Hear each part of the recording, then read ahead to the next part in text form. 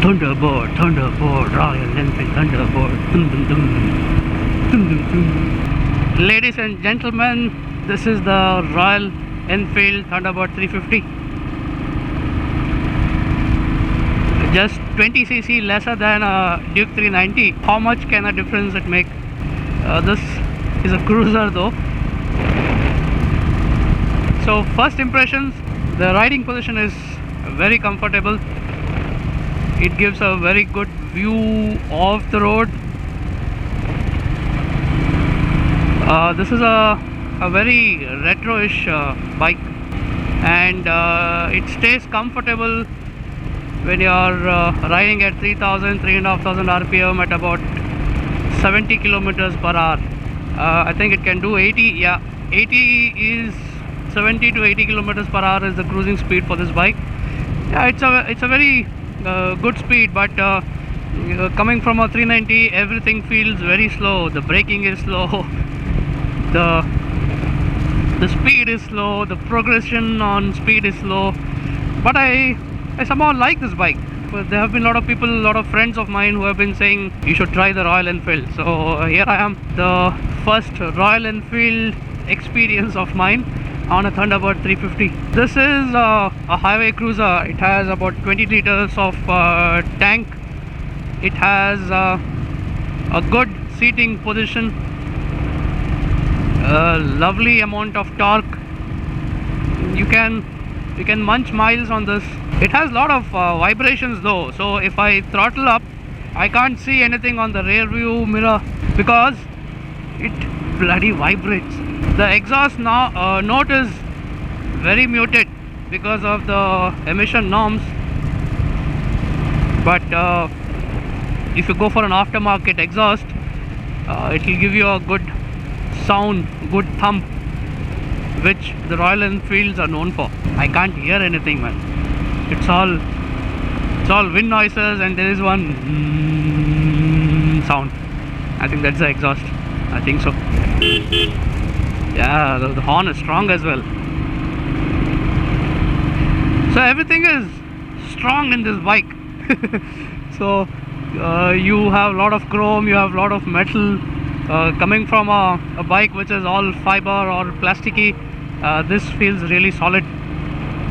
It feels your money's worth. A pretty nice position. You can ride all day long in this position. The Duke has a very aggressive stance, but yeah, you can do touring on it. But compared to that, this is much more comfortable. There are vibrations on the bike, but these are good vibrations. I like the way it vibrates. It's a particular rhythm. The gear shifts are very clunky.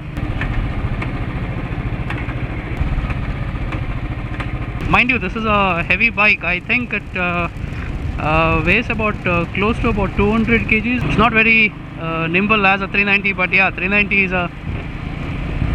is a naked. This is a cruiser. So when you buy a Royal Enfield bike, this has a immense amount of cult following, and I think I know why, because it's very different compared to any other bike I have ridden. The commuter bikes or the bigger bikes, but this has a certain feel to it. I don't think any other bike can give you such feel. You need to ride a Royal Enfield to know how it feels like. Oh, it's a very good scenery there. If you can see, I'm not very sure if you can see it in the camera. I came with an open mind before riding this bike, and I can tell you I'm in love with this bike.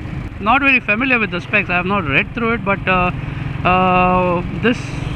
tank is massive. I think it holds about 18 or 19 or 20 liters of capacity, fuel capacity, and that turns out to be about, if it gives about 30 as the mileage or as an average, then you're looking at 600 kilometers, and 600 kilometers is a massive range on a fuel tank. I give a thumbs up for this bike. It has a certain character, and I think you have to thank Royal Enfield for not changing the bike. When I say changing the bike, they have kept it very classic. I love it the way it is. It's simple, does the job, takes you from point A to point B in a manner which is signature to Royal Enfield. The mods, what I can look at is probably give it the sound as it deserves. The thumping sound, what it is known for. Point to note, most of the things in the bike needs some amount of tightening. You know, this the left mirror, the right mirror, sorry. It tends to be in this position. It needs to be tightened, I guess. I think the speedo shaking, that's the standard, I believe. I don't know if that is how it's supposed to be, but it keeps moving. This is a comfortable bike to ride, even with a pillion. And the best part is it'll stay in the speed limits. You won't be overspeeding in this bike, that's for sure. This is one of the safest cruisers, I can say, from a speed perspective. Even if you give it to somebody who loves to ride fast, the gear shifts are very, very progressive. It has that assuring click to it when you change the gears. The fuel gauge doesn't seem to go down. So I've been riding this bike for a long time now, and the fuel gauge is the same. So is it because of a higher fuel efficiency, or is there a malfunction? You never know. Yeah, bring it on, see, 4000 RPM.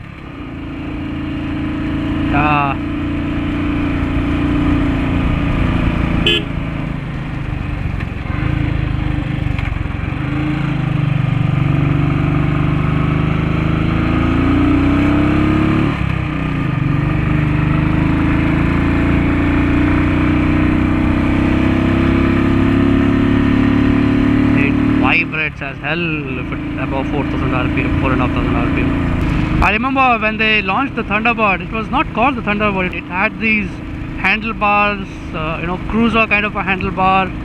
The seating was a bit weird. A few of my friends own it, and I'm told most of the parts were handmade. So it's like a custom built bike, only on a assembly line. I think this is a third generation of that iteration, Thunderbird iteration. You can't compare this with any other bike. It's a Royal Enfield, it's a Thunderbird, period. People asking about how does this compare with a Avenger, or how does this compare with the Street 750 and all. You have to ride a bike to feel the bike, to know the character of the bike, which ticks most of your requirements. How does it make you feel? And then just go for it. Let us do a speed test. I will kill the engine if I do a speed test in this. Not today, not this time, for a speed test. Bear in mind, this bike will not excite you, or it will not scare you. I don't know if it is a good thing or if it is a bad thing.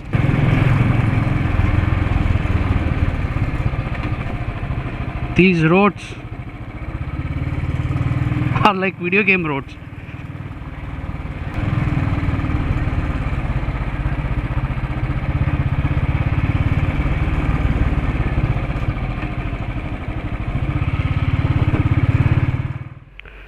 So this is how the bike looks.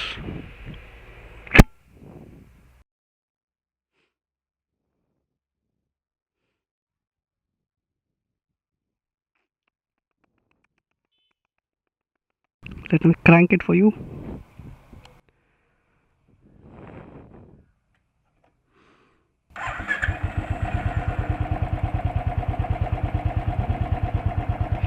I'm told that is normal. See, it's designed that way. Very few people can design it.